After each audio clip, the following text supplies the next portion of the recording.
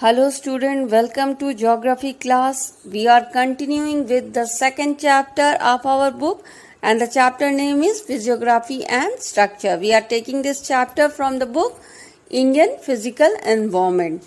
So already in this chapter we have completed the geological division of India.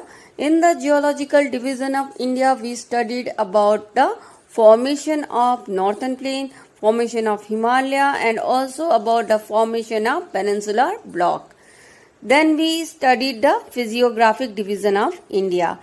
In the physiographic division of India, we saw that India is divided into 6 parts according to its physical feature. We have already completed our first part of physical feature, that is about the Himalaya. In today's class, we are going to study the second and third physical division of India. And the second physical division of India is northern plain and third physical division of India is our peninsular block. So let's first continue with our northern plain, the second physical division of India. This is also called IGB plain. IGB it is called because I for Indus, G for Ganga and B for Brahmaputra, as it is formed out of the erosional material deposit from the river Indus, Ganga and Brahmaputra. So it is also called IGB plain. So it is also divided in a two-way. In the two method we can divide the Indus, Ganga, Brahmaputra plain. First is the horizontal division, in which we divide the plain into 3 parts, that is Indus plain, Ganga plain and Brahmaputra plain. And why this is called a horizontal division, you can see and understand it from the figure. See, in the map it is in the same way. It is first you have the Indus plain, then you have the Ganga plain and then you have the Brahmaputra plain. Indus plain is called Indus plain because the Indus river flow there and it is made out of the erosional deposit made by the Indus river. Ganga plain is called Ganga plain because it is made from the erosional deposit brought by the Ganga river, and Brahmaputra plain is called Brahmaputra plain because it is made out of the erosional deposit brought from the Brahmaputra river, and as they are on the side of each other, so it is called horizontal division. Then there is a vertical division of northern plain also is there. So we can discuss the northern vertical division. You can understand it in better way by this diagram. The 4 way we can divide, when we divide the northern plain vertically, we can divide it into 4 parts. That is Bhabar, Tarai, Bhangar and Khaddar. So Bhabar is on the, you can say after the river fall from the mountain. Okay, it is falling from the mountain. The river is falling from the mountain and then it is divided into Bhabar, which is mostly made up of stones, and then the Tarai region, and then you have the Bhangar region, and then the Khaddar region. Let's discuss this one by one. The Bhabar region. See, when the river is falling from the height from the mountain, it brings so much of erosional deposit along with it. It brings along with it stones, big rocks, and then soil, sand, clay, silt, many things. And the big rock which it brought along with it, the big rock and boulders which river brought along with it, because it is flowing with a high speed. So even the big rock and boulders flow along with it. So all these are brought along with it down the mountain. But it is not, the river is not, after it come down from the mountain to the down, its speed decreases a bit. So when its speed decreases, it cannot carry out the rocks and boulders to the long distance. So what it do? It deposits all those rocks and boulders on the boundary only, near the Shivalik ranges. Soon after the Shivalik ranges, this boulders boundary, you know the Shivalik ranges, it is the third division of Himalaya. It is the outer Himalayas. After the outer Himalaya, this Bhabar region starts. And here what the river is doing, it's depositing this big rock and boulders in front of the Shivalik boundaries. And when it is depositing this big rocks and boulders in front of Shivalik deposit, then the river is said to be underground in this region. But it is not actually underground, but the rocks and boulders are so big that river become invisible. It's flowing below those rocks and the river become invisible. So people say the river has gone underground, but it's not underground, it's flowing below those rocks. Then start the Tarai region. In the Tarai region, the river started to come out, means they re-emerge on the ground, and we are able to see the river, and the people say that it is re-emerged, but it's not actually re-emerged, but because now the boulders area, the rock area is over, so in the next region we are able to see the rivers, and this region is very massy and very swampy area, and it is very fertile area also, so it is rich of various varieties of plants and wildlife. So in the Tarai region, the river is re-emerging. In the Bhabar region, the river is disappearing because of the big rocks, and in the Tarai region, the river is re-emerging. Then comes the Bhabar and Khaddar region, Bangar and Khaddar region. So what is the difference between Bangar and Khaddar region? Actually, both this region are the flood plains. The plain which is found out of the material which is brought by the river during the flood.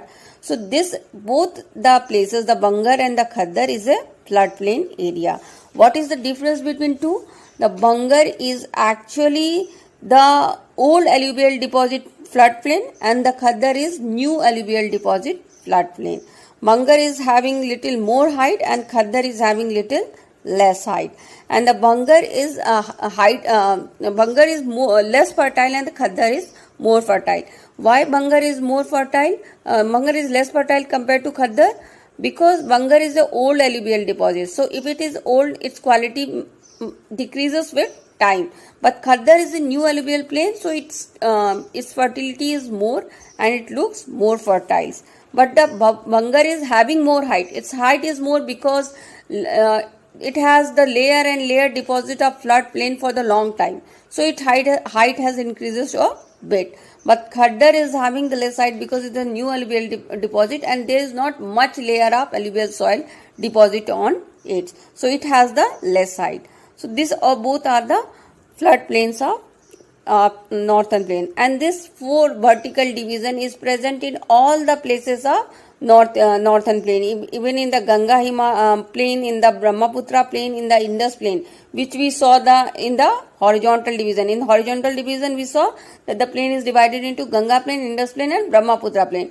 In all these 3 plain, this vertical division is present. Of this reverse vertical division is present. The first, from the mountain it is falling, then it is depositing the big rocks and the river is disappearing. Then in the second layer it is again re-emerging, which is a marshy and swampy land. And then your flood plain start. One old flood plain and another one is new flood plain. Bangar is the old flood plain and the Khaddar is the new flood plain. So this way vertically the North Indian plains are divided. So these two are the northern plain division. One is broad division, horizontal division, and another one is vertical division. Now we will read about the peninsular plateau. It is extended, this peninsular plateau is extended from the Dili Ridge in the north to the Gir ranges in the Gujarat and in the west, and then Rajmahal Hill in the eastern side of India to the Cardamom Hill in the southern side of India. You will best understand this statement by seeing this map.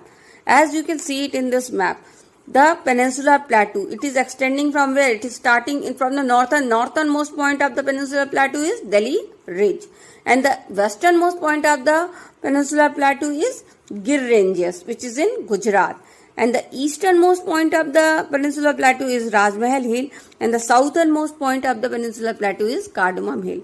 If all these 4 points are joined, then the peninsular plateau will look like this. Alright, so how it is extended from north to south and east to west you saw. And then it is, as you know, the peninsular plateau is the oldest plateau. It is the most stable land in the Indian continent, and it has the slope west to east. West to east means its slope is west to east. It means that in the western side it is having more height, and in the eastern side it is having less height. So it is having the slope west to east, from more height to the less height area. So from west to east the height is decreasing. So what is happening because of this?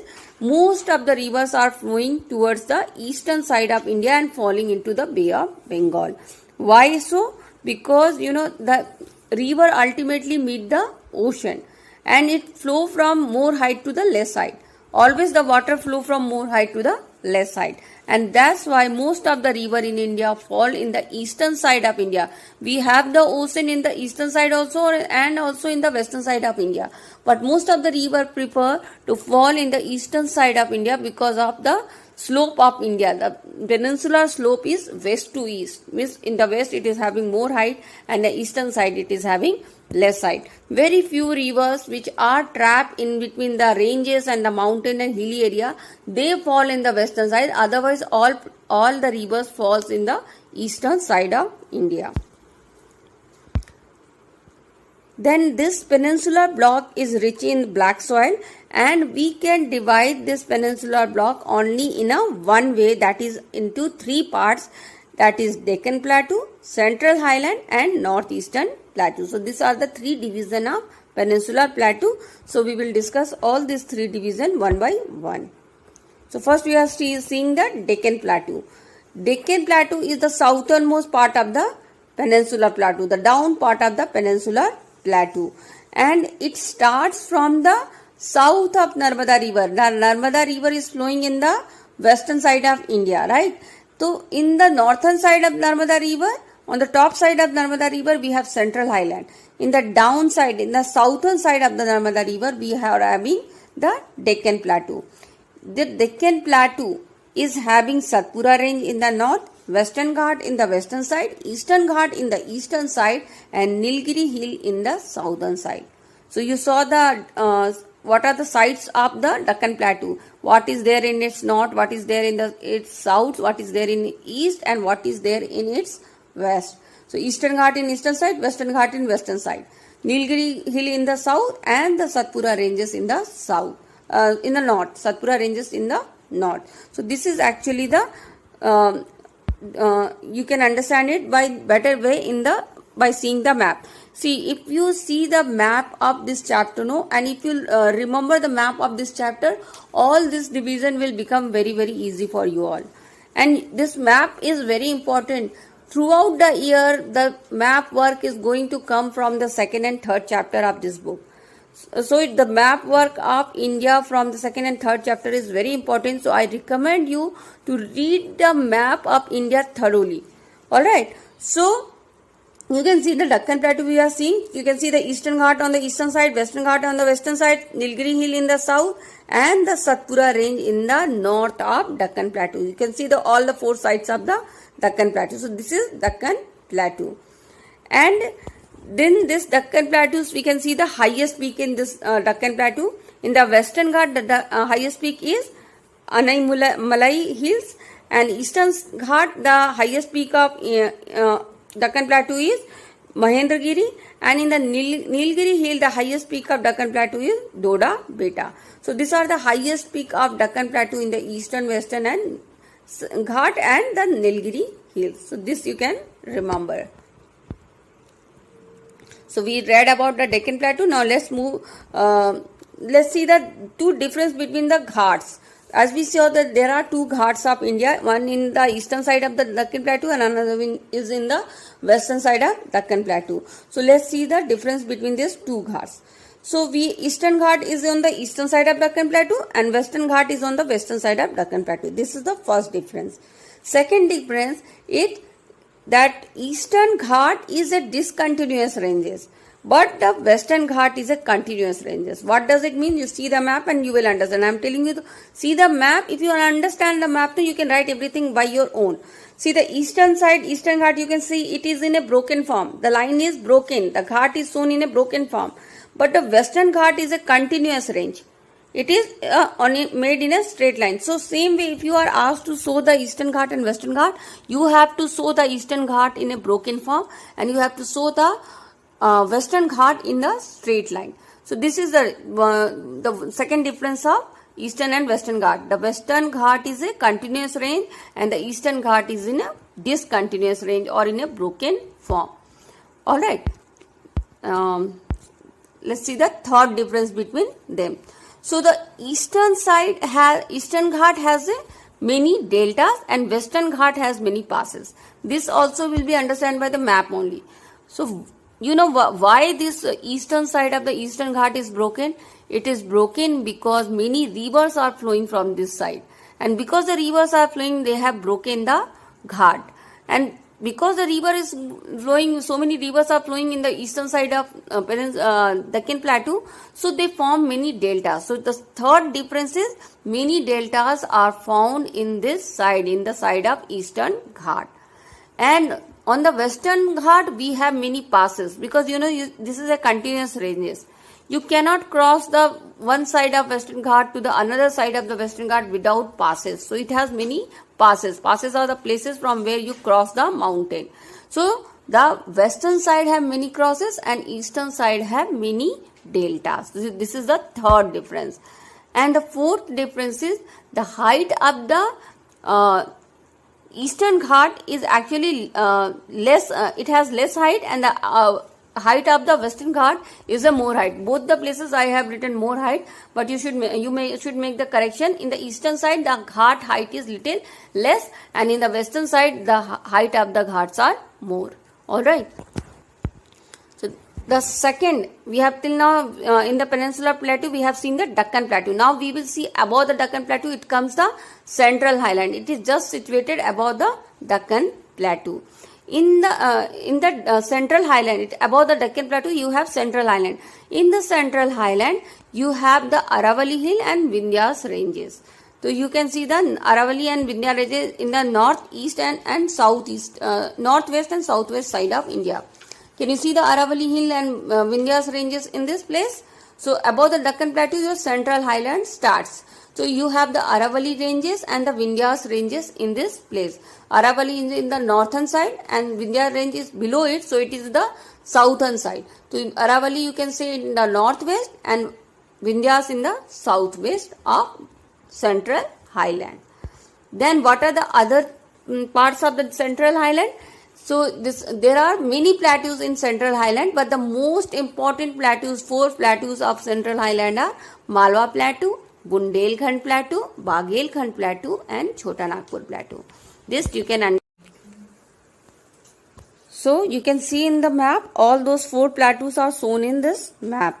You have the Malwa Plateau on one side, and then little above it is Bundelkhand Plateau, and then again attached to it you have Baghelkhand Plateau, and then next to it you have the Chota Nagpur Plateau. So these are the 4 most important plateaus of the Central Highland. Then you have to see the third points of the Central Highland, that is many rivers are passing from the Central Highland. You have the Narmada River, Tapi River, Chambal River, and then Sindh and Betwa and many other rivers are flowing through the Central Highland.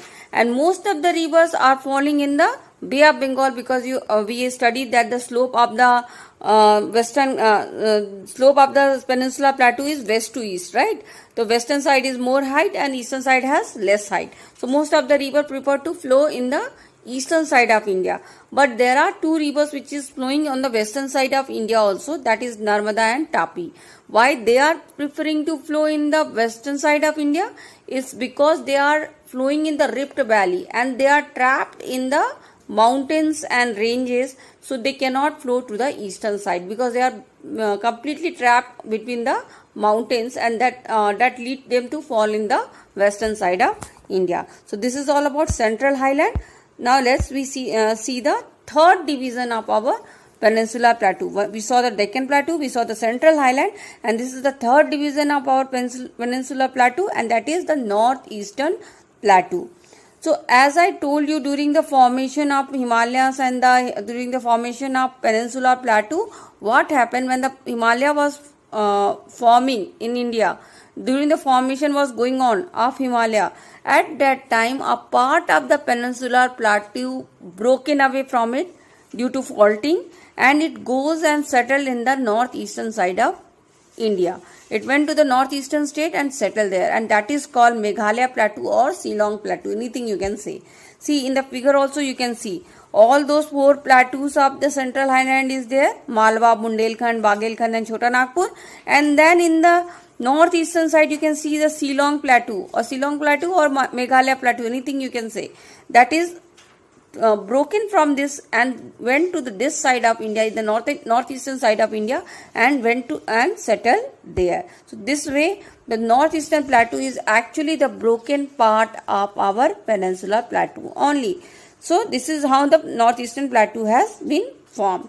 And the gap which was created between the northeastern plateau and the central highland, that gap was filled by the various rivers, and they brought the erosional deposit, filled those gap and made it into a plain. This northeastern plateau having many hills like Kasi Hill, Garo Hill and Jaintia Hills. These hills are named after the tribal groups which are living in those regions. So that's all is about northeastern plateau, and all this plateau area, whether it is central highland, whether it is Deccan plateau or the northeastern plateau, the three parts of the peninsular plateaus, all are very much rich in the minerals. Why they are rich in minerals? Because this peninsular plateau was formed millions of years back due to the volcanic eruption. When the volcano erupted in that place, and the erupted material from the volcano got settled in that place. Alright. So because of those material, it increased the height of that plain, and then it became a plateau. Because the erosional material which came out from the volcano, they settled down like a in one layer by layer, it settled down, and it make the plain turn into plateau. Plateau is nothing but the plane which is increased to a height. The plane which is in more height is called plateau, right? It is plane only on the top, but its height is little above the sea level. So plateau is formed in this way because of the volcanic eruption of the volcano's eruption and its deposition of the materials from the volcano. And because it is formed out of the volcanic eruption deposition, so it is rich in minerals, because the all the inner sides of the earth is actually very rich in the minerals, and when it is come out during the volcanic eruption, that soil of that area where the volcanic eruption material is fallen down becomes rich in minerals. So this is about the Deccan Plateau. As I told you, Deccan Plateau got separated. Here in the figure you can see the Chota Nagpur Plateau is there, and then it is this broken northeastern plateau is settling down there in the northeastern state. And as I told you, this plateau is consist of many hills like Kasi Hill, Garo Hill and Jaintia Hill. These hills are also marked in this place, right? You can see these hills also. Now you have read about the Himalaya and you have read about the peninsular plateau. So let's see the difference between the Himalaya and peninsular plateau. If you are asked to differentiate between two landforms, you can say one is that Himalaya is a old landform and Himalaya is a new landform and peninsular plateau is a old landform, because you saw that peninsular plateau was formed much before it joined India, and Himalaya is still on the stage of formation. So it is a new landform, Himalaya, and peninsular plateau is a old landform. And Himalaya is made up of sedimentary rock. There are three types of rock: sedimentary, igneous and metamorphic. The Himalaya is made out of sedimentary rock, whereas the peninsular plateau is made out of igneous and metamorphic rock. The Himalaya have more height and the peninsular plateau have less height. And the river flowing in Himalaya is Indus, Ganga and Brahmaputra, and river flowing in peninsular plateau is Kaveri, Krishna, Mahanadi and Godavari. So that's all for today's class. And in the next class, we will read the other three divisions of India, which is very short divisions, and we'll cover all those three divisions in one lecture. Thank you and happy learning.